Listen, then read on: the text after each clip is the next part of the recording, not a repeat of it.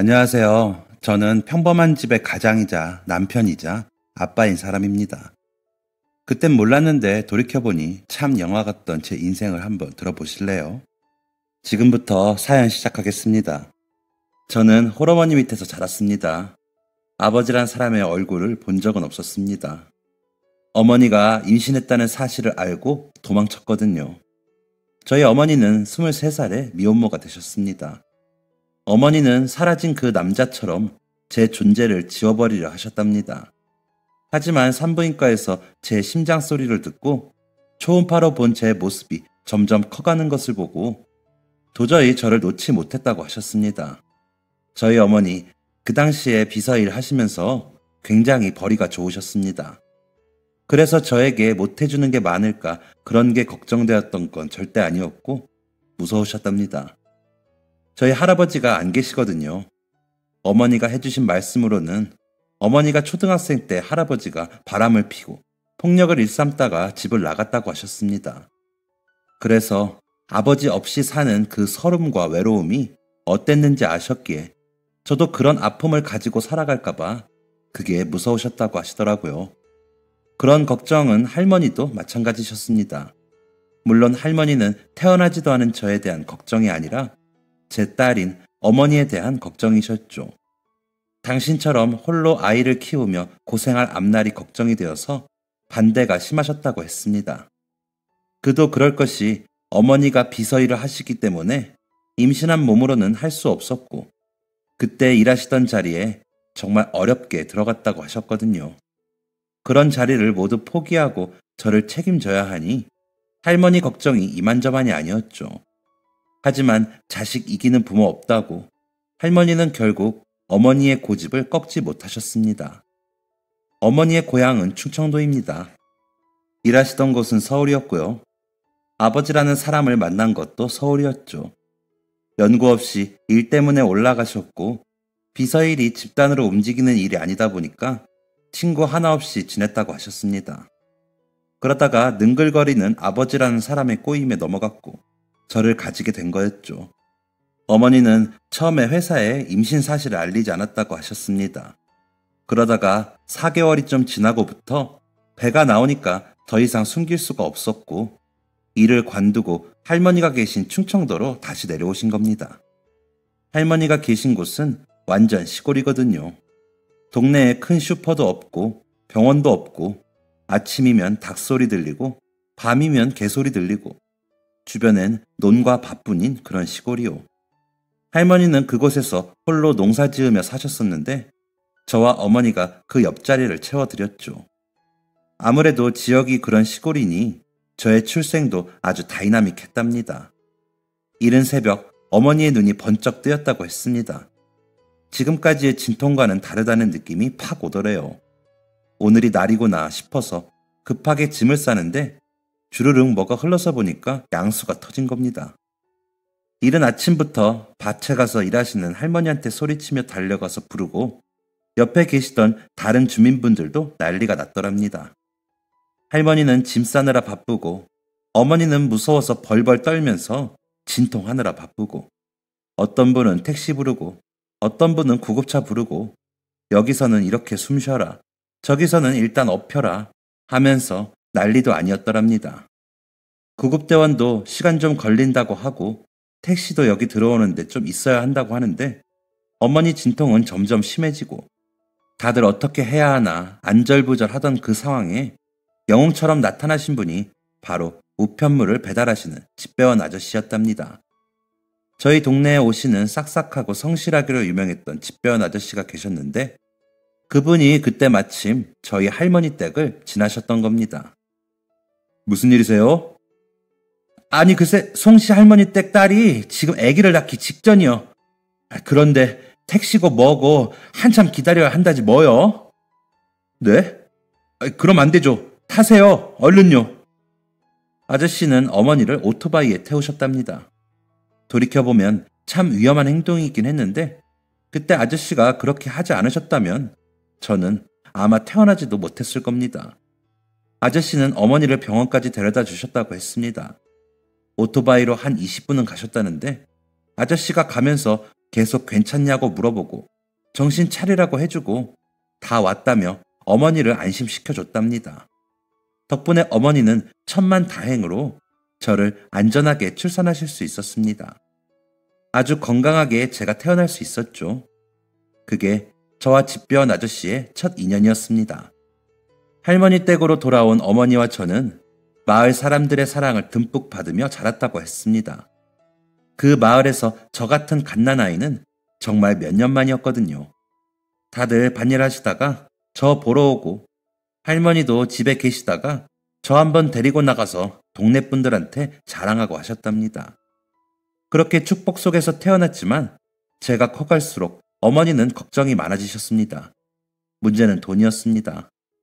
아무리 할머니께서 농사하시며 번다고 하시지만 아무래도 수입이 넉넉하지는 않았거든요. 제가 크면서 입어야 할 옷들도 있고 학교도 갈 텐데 할머니 혼자 감당하시기에는 턱없이 부족했던 거죠. 그리고 한때 서울에서 돈을 잘 버셨던 어머니는 일을 해서 저에게 더 좋은 환경을 만들어주고 싶은 생각을 계속 하셨답니다. 하지만 다시 돌아간다고 해도 들어갈 자리가 있을지도 모르는 상황이었고 너무 어린 저를 두고 갈 수가 없어서 할머니 농사 도와드리며 그렇게 사셨습니다. 그렇게 제가 7살이 되던 해였습니다. 어머니에게 아주 좋은 제안이 들어왔습니다. 예전에 일했던 회사에서 자리가 났다며 연락이 온 것입니다. 사실 어머니께서 그쯤 할머니가 농사일로 많이 힘들어 보이셔서 진지하게 고민을 했다고 하셨습니다. 저도 7살이 되었으니 이제 할머니랑 둘이 지내도 괜찮지 않을까 하고요. 그래서 어머니가 먼저 회사에 연락을 했고 알아봐준다고 하고 연락이 없다가 급히 자리가 생겼다며 최대한 빨리 와달라고 한 겁니다. 어머니 일 특성상 출장도 많고 밤늦게 끝나시기도 해서 저는 데려가지 못하시고 어머니 혼자 서울로 떠나셨습니다. 그때부터 저와 할머니는 둘이 살게 되었습니다. 솔직히 처음엔 너무너무 슬펐습니다. 단 하루도 어머니와 떨어진 적이 없었는데 갑자기 이별을 하게 되다니 그때 진짜 할머니 말도 안 듣고 맨날 울고 뗐었던 기억이 납니다. 어머니는 한 달에 한 번 정도 집에 오셨습니다. 그마저도 못 오시는 날도 많았습니다. 어렸지만 어머니가 얼마나 고생하시는지 느껴지더라고요. 어머니는 올 때마다 장난감을 한가득 사다 주셨고 할머니에게 매번 죄송하다고 하셨습니다. 그리고 꼭 머지않아 할머니랑 저 둘 다 데리고 같이 살 거니까 전세금 모을 때까지만 조금만 기다려달라고 하셨죠. 저는 초등학교 입학식도 할머니랑 갔습니다. 어머니가 꼭 오신다고 했는데 급한 일이 생겨서 못 오셨거든요. 다른 애들은 부모님 손잡고 하하호호하며 짜장면 먹으러 가는데 저는 할머니 손잡고 집에 가는 게 너무 싫었습니다. 집도 제가 친구들 중에 가장 멀었습니다. 학교 끝나고 너무 오래 놀면 집 갈 때 너무 어두워서 오래 놀지도 못했죠. 주말엔 집에서 비디오 보고 마당에서 어머니가 사다 주신 장난감 가지고 놀았습니다. 그런 저에게 뜻밖의 친구가 생기게 됩니다. 바로 집배원 아저씨였습니다. 꼬맹이, 오늘은 무슨 놀이 하시나? 울트라맨이요. 오, 아저씨도 그거 알아. 아저씨도 울트라맨 봐요? 그럼 아저씨 딸이 울트라맨 좋아하거든. 이것 봐, 이거 맞지? 아저씨 울트라맨 같지? 아저씨는 울트라맨 포즈를 웃기게 흉내냈습니다. 덕분에 어딘가 모르게 불편하고 허전했던 제 마음이 조금 풀어졌죠. 그렇게 아저씨는 지나갈 때마다 몇 번씩 제게 장난을 걸어주었습니다. 그러다 보니 제가 먼저 아저씨한테 인사하고 장난을 치는 사이가 되었었죠. 아저씨, 오늘은 손오공 흉내 내주세요. 아저씨가 손오공은 잘 못하는데 어쩌지? 대신 저팔계는 잘하지. 왜 이러셩? 어때? 잘하지? 그 시절 저에게 아저씨는 제가 가장 좋아하는 어른이었습니다. 그래서였을까요? 할머니에게도 어머니에게도 하지 않았던 투정을 아저씨한테 부릴 수 있었습니다. 엄마는 맨날 바빠요. 너무 바빠요. 어른들은 원래 다 바쁘지. 아저씨도 바빠요? 그럼 아저씨도 맨날 일하잖아. 그래도 아저씨 딸은 맨날 아저씨 보잖아요. 저는 맨날 엄마 못 봐요. 엄마는 한 달에 한 번 와요. 아니다. 이번 달엔 안 왔어요. 태성이는 엄마가 보고 싶어? 네, 당연하죠. 그러면 이렇게 하는 거 어떨까? 어떻게요? 편지를 쓰는 거야. 편지요? 저 한 번도 써본 적 없는데요. 이제부터 쓰면 되지. 태성이 글 쓸 줄 알지? 그럼요. 저 8살인데 당연하죠. 근데 받아쓰기는 잘 못해요. 맨날 틀려요. 좋아. 그럼 이 아저씨가 알려줄 테니까 이제 엄마한테 편지 써볼까? 네. 그때부터 저는 엄마한테 편지를 쓰기 시작했습니다. 제가 사실 다른 애들보다 한글을 늦게 깨우쳐서 8살 때 글자를 완벽하게 쓰진 못했거든요. 받아쓰기 10문제 중에서 5개만 맞고 받침 있는 글자는 어려워했었습니다. 그런데 그때 아저씨하고 편지 쓰는 거 하면서 글 쓰는 실력이 정말 많이 늘었습니다. 학교 선생님들은 다른 애들과 같이 교육을 해야 하니 저를 따로 봐주지 않아서 저는 항상 뒤처진 채로 있었는데 아저씨는 엄청 꼼꼼하고 착하게 알려줘서 좋았습니다. 첫 번째 편지 내용은 엄마, 저는 태성이입니다. 사랑해요. 였습니다. 이렇게 짧게 시작했던 편지 내용이 회를 거듭할수록 점점 늘어났죠. 제가 편지를 쓰면 아저씨가 우표를 붙여서 저를 대신해 편지를 보내줬습니다. 자, 이건 우표라는 건데 이게 없으면 편지를 보낼 수가 없어. 저 이거 없는데 어떡해요? 아저씨가 주면 되지. 태성이가 편지 다 쓰면 아저씨가 우표 붙여서 엄마한테 보내줄게. 우와, 아저씨, 울트라 캡짱. 그땐 우표가 공짜인 줄 알았습니다. 그리고 아저씨가 집배원이니 당연히 우표 붙여주는 일도 해주는 줄 알았는데 나중에 알고 보니까 아저씨 사비로 우표 구매해 주시고 집배원이 편지 붙이는 일까지 하는 게 아니더라고요. 당연한 건 줄 알았는데 그게 아니었습니다. 어머니한테 편지를 쓰고 있으면 어머니에 대한 생각이 더 많이 나서 좋았습니다. 그리고 가끔 돌아오는 어머니의 답장도 재밌었습니다. 그렇게 어머니랑 1년을 편지를 주고받았습니다. 저는 9살이 되었고 편지를 썼던 덕분에 한글도 엄청 잘 쓰게 되었었죠. 2학년이 되고 첫 쓰기 시험에서 100점 맞았던 기억이 아직까지 납니다. 할머니께서 그때 닭을 삶아 주셨었거든요. 가끔 집에 찾아왔던 어머니도 어쩜 그렇게 한글을 잘 쓰게 되었냐며 기특하다고 해줬습니다. 태성아, 이번엔 엄마가 장난감 말고 새로운 선물 가져왔어. 우와, 뭔데요, 엄마? 짜잔, 예쁘지? 우와, 필통이랑 편지지다. 필통 안에 연필도 많아요. 제가 좋아하는 손오공이 그려져 있는 멋있는 필통과 예쁜 파란색 편지지였습니다. 안에는 연필과 지우개, 형광펜 같은 필기구도 가득 들어있었습니다. 엄마가 출장 다녀오면서 사온 거야. 이제 여기에다가 편지 더 많이 써줄래? 응, 제가 편지 더 많이 쓸게요, 엄마. 너무 좋았습니다. 어머니가 보고 싶어서 쓴 편지로 어머니가 행복해 하시는 것도 기뻤고, 편지를 주고받으며 어머니와 가까이 있는 기분이 드는 것도 좋았죠. 태성아, 1년 정도 있으면 엄마랑 같이 서울에 갈 수 있을 것 같아. 1년이요? 그럼 저 3학년 때는 엄마랑 같이 살아요? 응, 아마도 엄마가 최대한 노력해볼게. 우와, 네, 엄마. 제가 어머니의 선물에 푹 빠져있는 동안 어머니와 할머니는 대화를 나누셨습니다. 어머니는 언제나처럼 죄송하다는 말로 이야기를 시작했고 할머니는 언제나처럼 괜찮다며 네가 고생이 많다며 어머니를 위로해 주셨습니다. 엄마, 그런데 얼굴빛이 안 좋은데 어디 아파요? 응? 아니야, 괜찮아. 아닌데, 엄마 목소리도 좀 이상한데 감기 걸렸어요? 병원 가보셔야 하는 거 아니야? 아이고, 괜찮다니까. 안 그래도 오전에 약 먹어서 괜찮아. 약 먹으니까 잠 오네. 좀 자야겠다. 엄마, 어디 아프면 참지 말고 병원 가요. 태성이 옆집에 맡기면 되잖아. 아니다. 엄마, 건강검진 받으실 때 되지 않았어요? 예약해 드릴까요? 아유, 건강검진은 무슨. 그게 돈이 얼만데 됐대도 그러네. 나 한숨 잘 테니까 태성이 놀아주기나 해. 지 엄마 온다고 학교도 안 가고 종일 너만 기다렸어. 네, 알겠어요. 어머니가 중요한 일정 끝내고 며칠 휴가를 내셔서 저는 행복한 날들을 보낼 수 있었습니다. 이제 9살이나 되었으니 더 이상 엄마와 헤어질 때 울지도 않았죠.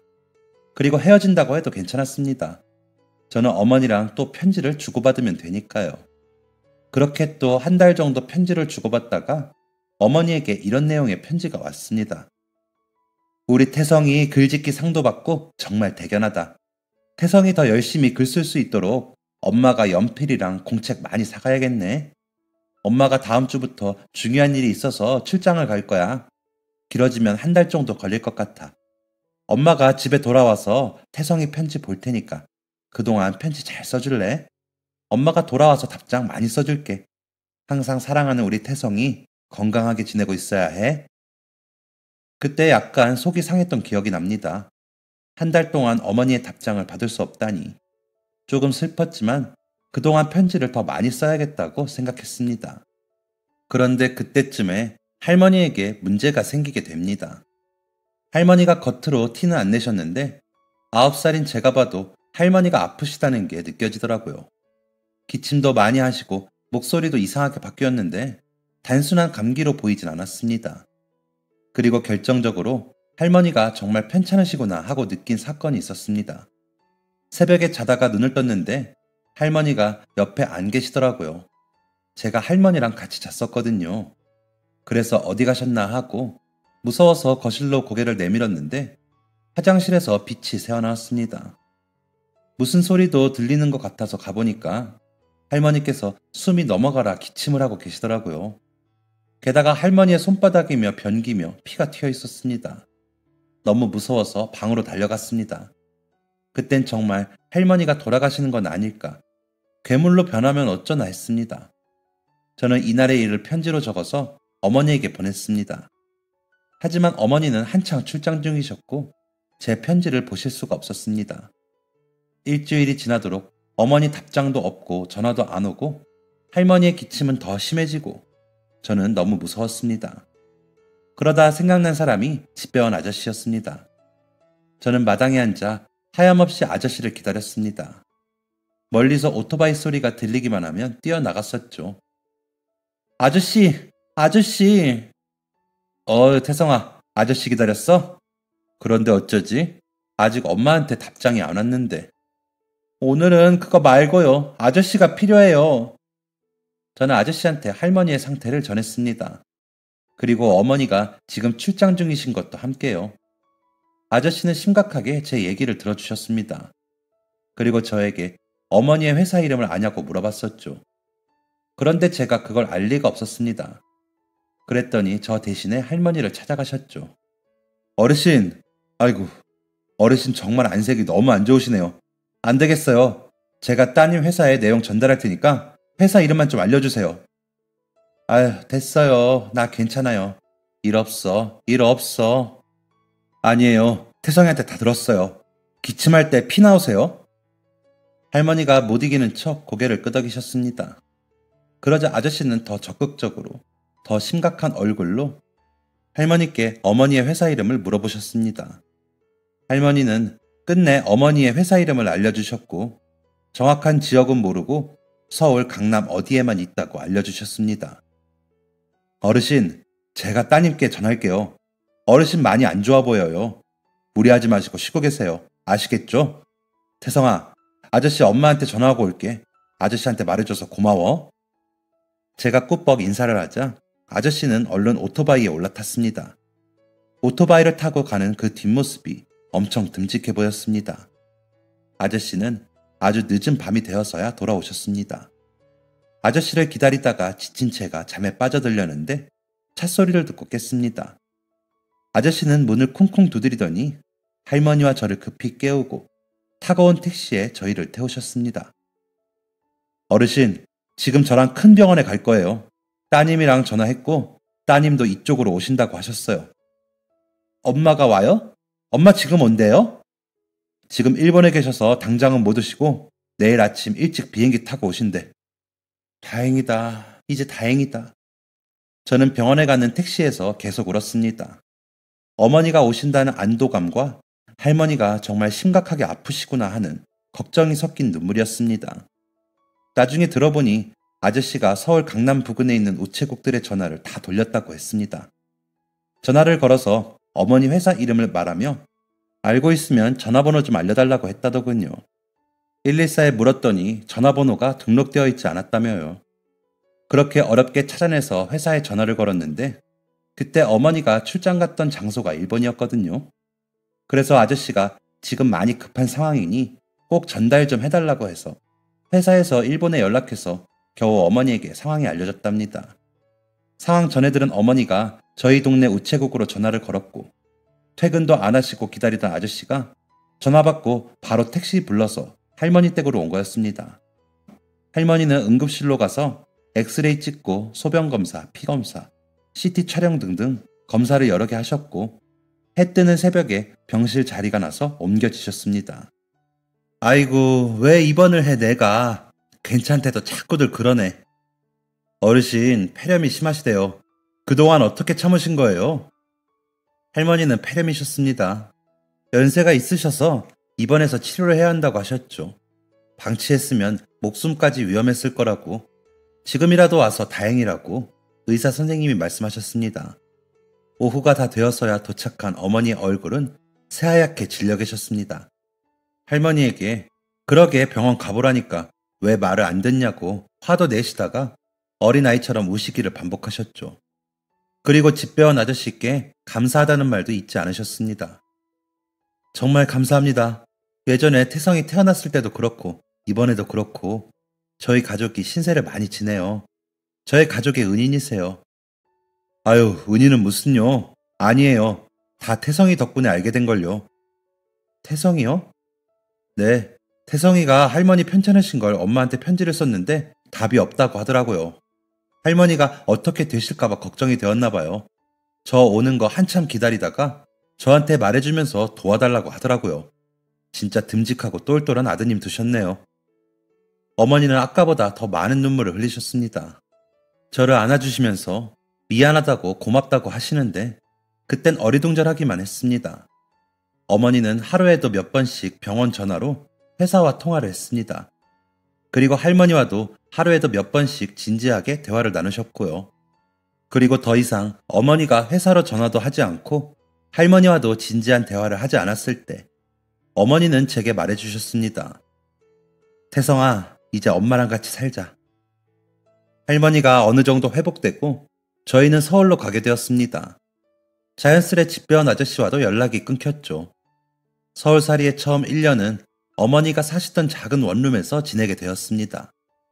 할머니는 밭과 시골집을 정리하셨고 어머니는 벌이는 조금 덜하지만 출장이 많지 않고 야근이 많지 않은 부서로 이동을 하게 되었습니다. 어머니는 금전적인 부분과 할머니의 건강에 대한 걱정이 많으셨지만 저는 마냥 기뻤습니다. 어머니와 같이 살게 되었다는 사실만으로도 저는 모든 걸 다 가진 것 같았거든요. 어머니는 매일 계산기를 두드리셨습니다. 그리고 제가 3학년이 되던 해에 방 하나에 거실 하나가 있는 이전보다 조금 더 큰 집으로 이사를 갔습니다. 그래도 할머니의 시골집보다는 작았지만 불평하지 않았습니다. 조금 더 큰 집으로 이사를 했지만 어머니는 여전히 할머니와 저에게 미안해 하셨습니다. 태성아, 미안해. 엄마가 더 능력 있는 사람이어야 하는데. 엄마는 능력이 없어요? 엄마가 부족해서 할머니도 태성이도 이렇게 힘들게 지내잖아. 저 하나도 안 힘든데요. 엄마랑 살아서 너무 행복한데. 할머니도 그랬어요. 엄마랑 살아서 좋다고요. 시골 할머니 집에 있을 때도 할머니가 맨날 엄마 생각했어요. 엄마 밥은 먹었는지 모르겠다고 했고 엄마 아기 때 사진도 자주 봤어요. 할머니가 정말 그때 어머니가 정말 많이 우셨습니다. 그런데 하나도 슬퍼 보이지가 않았습니다. 많은 눈물을 흘리지만 웃고 있는 어머니의 모습이 정말 예뻤던 기억이 아직까지도 선명합니다. 그때부터 어머니는 다시 힘을 내기 시작하셨습니다. 할머니도 거의 다 회복이 되었었고 저도 한층 성장을 했으니 어머니는 가장으로서 더 열심히 살기 시작하셨습니다. 때마침 좋은 조건으로 다른 회사에 스카웃되면서 어머니가 이직을 하셨고 그때부터 저희 집의 경제적 여건이 많이 괜찮아졌었습니다. 4학년 때부터는 저도 친구들처럼 학원에 다닐 수 있을 정도였으니까요. 그 이후로 어머니는 자신의 능력을 마음껏 펼치셨고, 저도 성장하는 동안 부족함 없이 생활할 수 있었습니다. 그리고 또 하나, 제가 글쓰기에 재능이 있다는 사실을 알게 되었었습니다.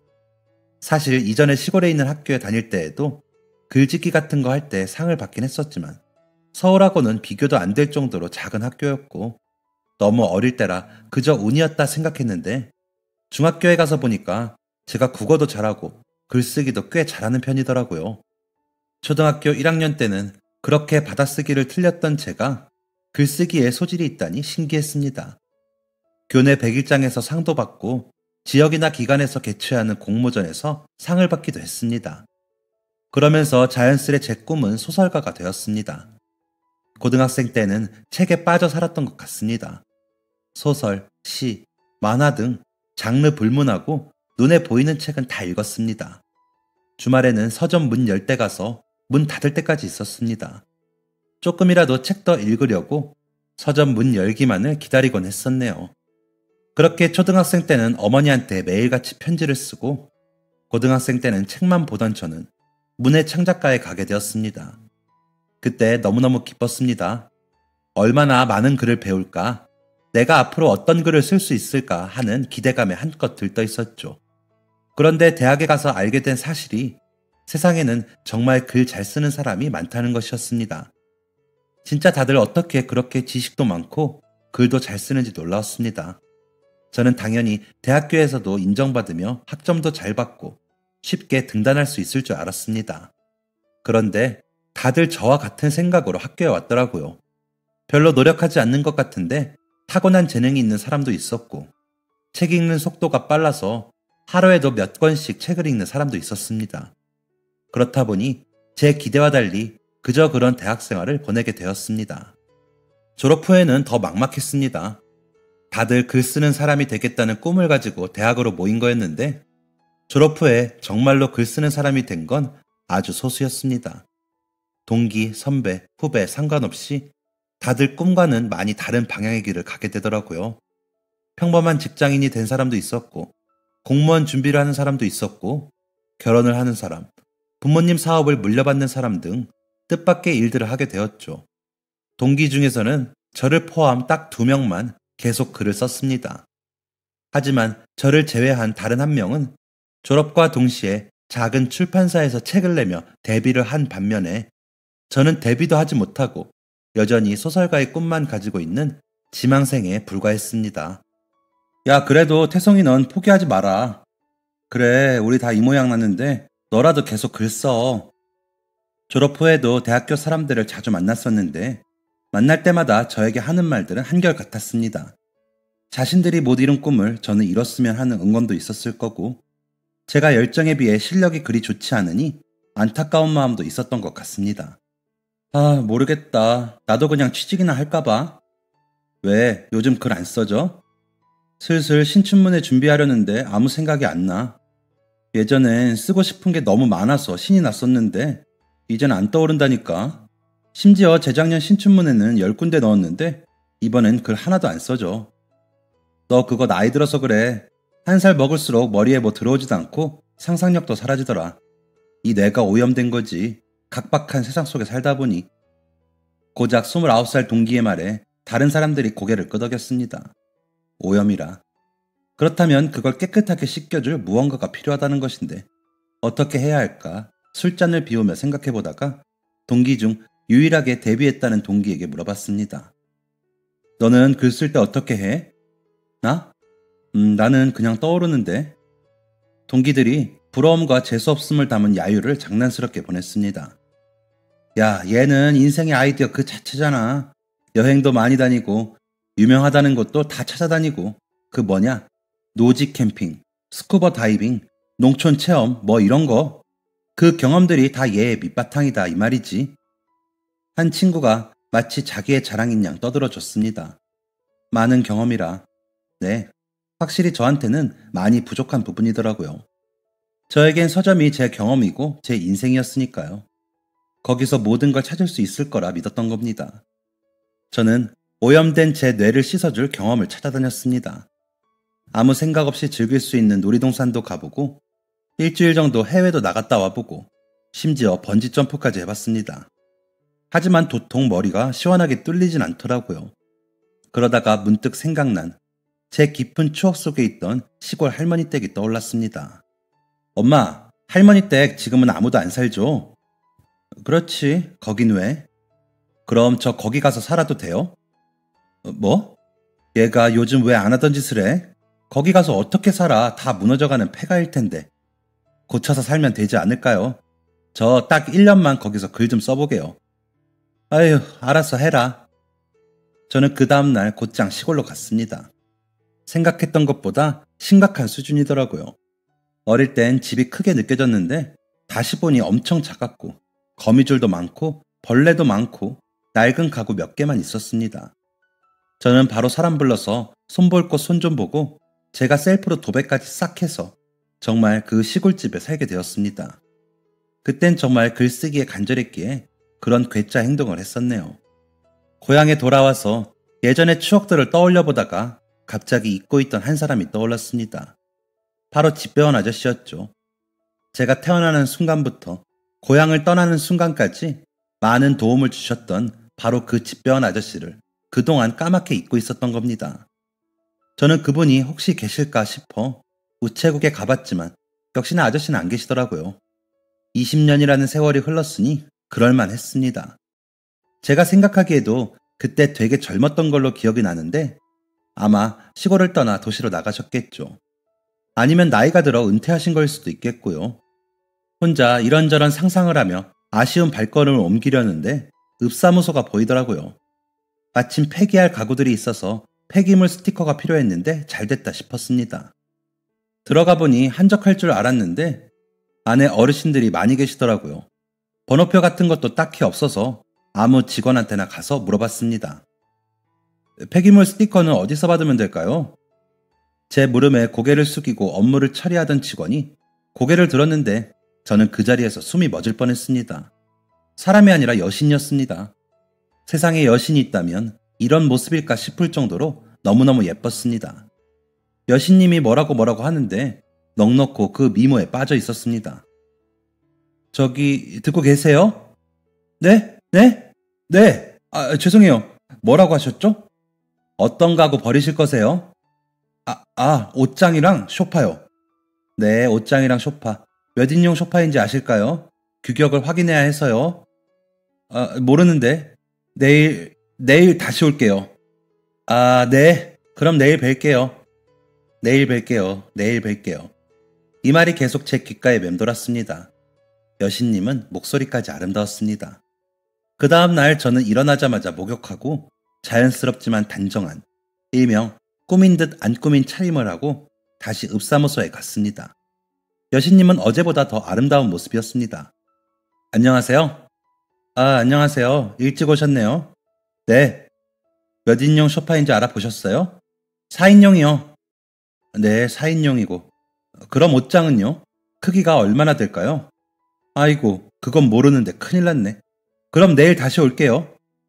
네? 대충이라도 아시면 되는데. 대충이라뇨. 돈 내고 버리는 건데 대충 하면 안 되죠. 제가 정확하게 치수 재서 내일 다시 오겠습니다. 저는 말도 안 되는 핑계를 대면서 여신님을 다시 만날 핑계를 만들었습니다. 그리고 또 그 다음날 이번엔 정말 폐기물 스티커를 받게 되었고 또 만날 구실이 없을까 곰곰이 생각하다가 필요하지도 않은 가족관계 증명서를 떼러가고 또 그 다음날은 등본도 떼어보고 또 다음날은 민원도 넣어보고 화장실 가려고 왔다는 핑계도 대보고 하다가 정 핑계거리 없다 했을 때 여신님이 먼저 저에게 말을 걸었습니다. 태성씨, 여기 왜 자꾸 와요? 진짜 당황스럽습니다. 뭐라고 해야 할까? 그냥 여기 터가 좋다고 할까? 심심하다고 할까? 신경 쓰지 말라고 할까? 별의별 이상한 생각이 들며 머릿속은 정리가 안 되었는데 입이 먼저 열려버렸습니다. 그것도 아주 솔직하게요. 소연씨 보려고요. 이제야 솔직하게 말하네요. 알고 계셨어요? 읍사무소 직원들 다 알고 있을걸요? 이런. 자꾸 이상한 핑계 대면서 오지 말고 우리 밖에서 만날래요? 네? 밖에서요? 소연 씨가 저를요? 왜요? 그냥 밥이나 먹어요, 우리. 진짜 위기였습니다. 심장이 터질 뻔한 위기요. 저의 여신님인 소연 씨는 생각보다 더 털털하고 솔직하고 멋진 분이었습니다.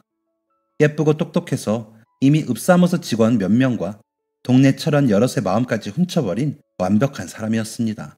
그런 사람을 놓치고 싶지 않았습니다. 하지만 소연 씨에 비해서 저는 너무 초라했습니다. 저는 고작 작가 지망생이었으니까요. 그래서 그때부터 소연 씨에 걸맞는 사람이 되기 위해서 더 열심히 글을 썼습니다. 소연 씨는 그런 저를 대단하다고 해주었습니다. 글을 쓰신다고요? 네, 아직은 지망생이지만요. 우와, 너무 멋있어요. 저는 어릴 때부터 글 잘 쓰는 사람들이 신기했어요. 저는 그런 재주가 없거든요. 소설가나 드라마 작가, 만화가 다 너무 멋진 일을 하는 직업 같아요. 태성 씨도 분명 멋진 작가가 될 거예요. 저희는 서로 좋은 마음을 가지고 인연을 발전시켰습니다. 소연 씨와 같이 있는 자체만으로 기분이 좋아졌습니다. 신춘문예 마감일이 다가올수록 마음은 조급해졌지만요. 그렇게 8개월쯤 만날 때였습니다. 둘이 같이 미래를 그리는 대화를 자주 했을 때였죠. 태성 씨, 나 할 말 있어. 뭔데? 더 늦기 전에 말해야 할 것 같아서. 그러니까 우리의 마음이 더 깊어지기 전에. 우리 결혼하기 전에? 응. 이게 내가 숨기려고 한 건 아니고 태성 씨한테 부담 주기 싫어서 그런 건데. 그러니까 이걸로 태성 씨가 불편하지 않았으면 좋겠고. 이건 당연히 내가 해결해야 할 문제니까 부담 가질 필요도 없고. 그리고 또 평소에 소연 씨답지 않게 불안해 보였습니다. 말도 더듬고 뭔가 안 좋은 일이 있는 것 같았습니다. 뭔데 그래? 괜찮으니까 말해봐. 그게 사실 나 빚이 좀 많아. 빚? 그렇구나. 얼마나? 뭐 하다가 생긴 빚인데? 솔직히 당황스러웠습니다. 제 앞가림도 못하는 처지에 제가 무턱대고 책임지겠다고 할 수 있는 상황이 아니었으니까요. 그게 내 빚은 아니고 우리 엄마가 나 고등학생 때 집 나갔거든, 바람나서. 엄마는 욕심이 많은 사람이었어. 남이 가지고 있는 가방 자기도 가져야 하고, 남이 사는 집 자기도 살아야 하고, 남이 먹는 거 자기도 먹어야 하고, 그러더니 남의 남자까지 뺐더라. 우리 아빠가 나처럼 공무원이셨거든. 지금은 퇴직하셨지만 아빠 월급에 감당 안 될 만큼 흥청망청 돈을 썼고, 나중에 아빠 이름으로 고금리 대출까지 받고, 그때 엄마가 좋은 집 살고 싶다면서 아빠랑 우리 외할머니, 외할아버지한테까지 가서 징징댔거든. 그래서 결국 대출받아서 이사까지 갔었는데 엄마가 따로 대출받았다는 사실을 아빠는 몰랐던 거지. 한참 동안 몰랐어. 엄마가 딴 남자 손잡고 집 나갈 때까지도. 엄마가 나가고 한 달 뒤였나? 어떤 아저씨들이 오더니 집안 쑥대밭으로 만들어 놓고 막 욕하고, 대체 그 큰 돈을 어디에 쓴 건지 아빠 퇴직금까지 끌어다 썼는데 한참 부족하더라고. 그게 나한테까지 올 줄은 아빠도 몰랐겠지. 은행도 아닌 이상한 대부업체에서 돈 빌려서 이자에 원금 조금 겨우 갚는 정도야. 이거 어떻게 해달라는 게 아니라 그냥 미리 말해둬야 할 것 같아서 미안해. 태성 씨가 그만 만나자고 하면 그렇게 할게. 머리가 복잡했습니다. 밝은 소연 씨에게 그런 아픔이 있는 줄은 상상도 못했거든요. 확실한 건 하나였습니다. 저는 소연 씨를 절대 놓칠 수 없다는 것이었죠. 아니, 소연 씨가 빚이 얼마가 있던지 나 신경 안 써. 헤어지는 건 절대 안 돼. 미안해, 태성 씨. 빚이 얼마나 있는데? 2억 정도. 그렇구나. 아버님은 아직 일하고 계시고? 아니, 퇴직하시고 청소일 하셔. 그래? 소연 씨 아버님, 나 한번 만나 뵙고 싶은데 자리 만들어줄 수 있을까? 제 앞에서 눈물을 뚝뚝 흘리는 소연 씨를 보니 무조건 내가 지켜줘야겠다. 절대 울지 않게 해줘야겠다는 생각이 들었습니다. 그리고 그 전에 아버님에게 먼저 허락을 받아야 했었죠. 소연 씨는 제 말에 알겠다고 했고, 저는 그 주말에 저의 장인어른이 될 분을 만나게 되었습니다. 홀로 식당에 앉아서 소연 씨와 장인어른을 기다렸습니다. 서울까지 가서 가져온 정장이 불편해서인지 식은땀이 나더라고요.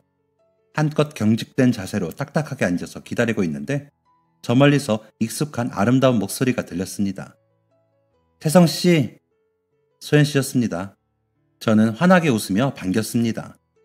그런데 소연 씨와 장인어른의 모습이 가까워질수록 저는 이게 정말 꿈인가 생시인가 의심했습니다.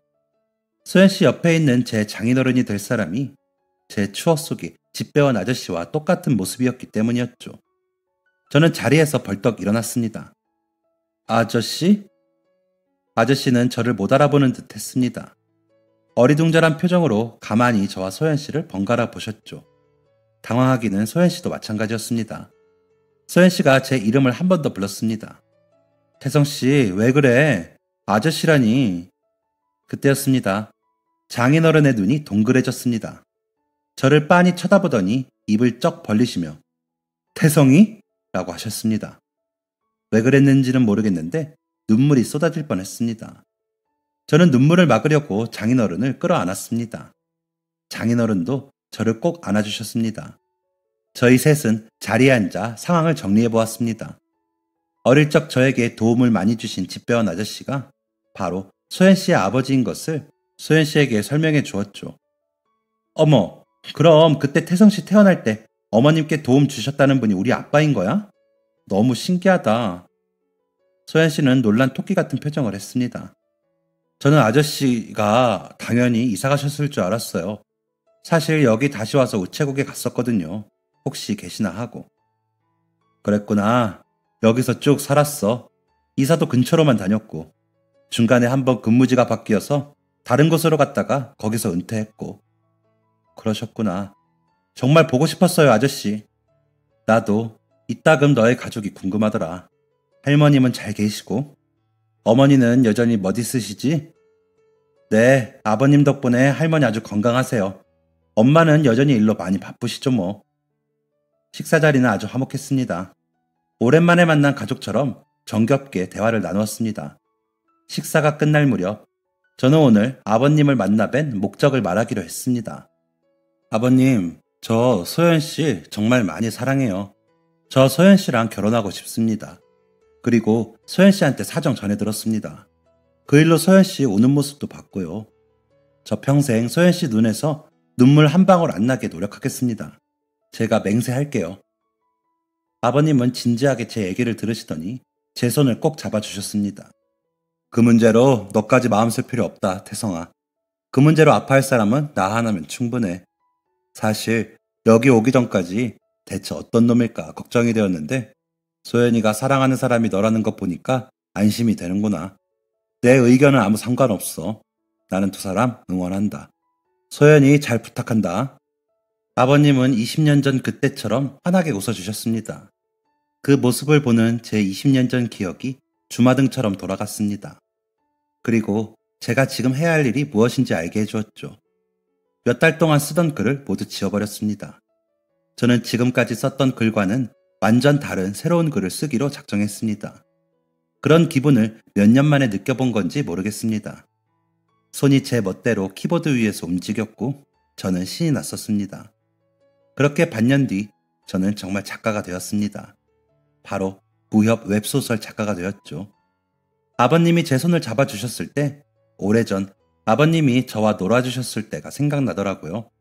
만화책, 비디오 속 캐릭터를 따라하며 저를 웃겨주시던 아버님의 모습이 저에게 영감을 준 것입니다. 운 좋게 한 출판사에서 제 글을 재미있게 읽어주었고 저는 웹소설을 쓴 지 반년 만에 계약을 하게 되었습니다. 계약이 성사되자마자 소연 씨에게 프로포즈를 했습니다. 그리고 다시 반년 뒤 저희는 정말 부부가 되었습니다. 결혼식 날 아내와 아버님이 손을 잡고 제게 걸어오는데 정말 꿈을 꾸는 것 같았습니다. 과거 저희 가족의 은인과도 같았던 집배원 아저씨가 제 장인어른이 되다니 이건 은혜를 갚으라는 하늘의 뜻 같았습니다. 그로부터 3년 동안 열심히 글을 쓴 저는 무협 웹소설에서 어느 정도 알아주는 작가가 되었고 수익도 꽤 많이 났습니다. 돈을 얼마 벌지 못했을 때부터 차곡차곡 모았던 저는 지난달에 드디어 제가 계속 꿈꾸던 순간을 마주할 수 있었습니다. 그건 바로 아내와 아버님의 빚 청산이었죠. 두 사람 다 제게 부담 주기 싫어서인지 빚에 대한 얘기는 일절 꺼내지 않고 아내도 아내 월급에서 공동 생활비를 제외한 자신의 용돈에서 빚을 갚더라고요. 너무 속상했지만 제가 얘기를 꺼내면 오히려 아내가 불편해할 것 같고 얘기를 꺼낸다고 해서 제가 당장 해결해 줄 수 있는 게 없으니 꾹 참았습니다. 통장에 2억 만드는 걸 목표로 정말 열심히 일했고 돈이 다 모이고 아내에게 통장을 건네줬습니다. 여보, 이게 뭐야? 그동안 고생 많았어. 어린 나이에 빚이 주는 무게가 얼마나 컸을지 상상도 안 간다. 너무 대견해 우리 여보. 이제 먹고 싶은 거 갖고 싶은 거 참지 말고 사. 이제 다 끝이야. 고마워. 정말 고마워 여보. 그날 밤 아내는 제 품에 안겨 한참을 울었습니다. 빚을 모두 갚고 돈이 조금 남더라고요. 그 돈으로 아버님하고 셋이 비싼 레스토랑에서 외식했습니다. 아버님이 면목 없다며 계속 죄송하다고 하시길래 저희 어머니가 그때 아버님 도움 못 받았으면 저는 이 세상에 태어나지도 않았을 거라고 했습니다. 그리고 저희 할머니도 마찬가지고요. 또 제 글이 써진 게 다 아버님 덕분인 것도 사실이었고요. 아버님이 베푸신 은혜에 비하면 제가 한 일은 아무것도 아니지만 그래도 아버님이 좋아하시는 모습을 보니 행복하더군요. 앞으로도 아버님과 아내가 웃는 모습 많이 봤으면 합니다. 또 하나의 꿈을 이룬 저에게 새로운 꿈이 생겼습니다. 바로 2세 만들기죠. 그동안 아내와 하염없이 꿈만 꿨던 아기를 이제 계획해 보려고 하는데 벌써부터 설레이고 아기 얼굴이 머릿속에 그려지고 황홀합니다. 저희에게 또 하나의 축복이 오기를 바라며 제 글을 봐주신 여러분의 인생에도 많은 행운이 따르기를 바라겠습니다. 감사합니다. 이만 줄이겠습니다. 지금까지 사연 들어주셔서 감사합니다. 사연이 재밌으셨다면 구독과 좋아요를 눌러주세요. 감사합니다. 안녕히 계세요.